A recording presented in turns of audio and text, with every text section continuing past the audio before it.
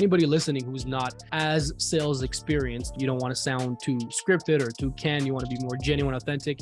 I think the sales professionals that sound scripted, they never get the results that they're looking to get. They never perform up to the potential that they could perform in. And that's because they're looking to memorize scripts, memorize lines, memorize closing lines, memorize all these word tracks that are good to know and have in your back pocket, because sometimes it would be necessary. You need to have a scaffolding.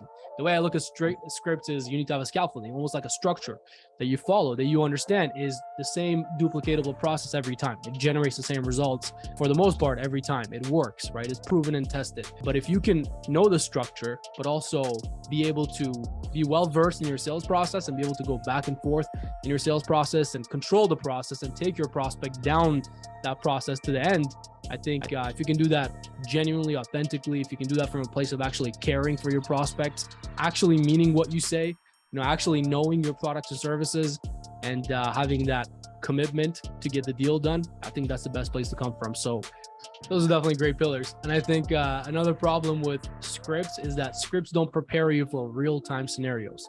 Scripts don't prepare you for real-time objections, for real-time educated consumers who may be able to and actually skilled enough to run laps around you, especially if you're an amateur or mid-level salesperson. And that does happen. I can tell you from experience when I was new in sales and I started to recognize this very quickly. Scripts don't prepare you for these scenarios. And that's why I think if your fallback is a script, you're not set up for success. I think you need to have the training and the level of skill and understanding of, first and foremost, sales and the sales process.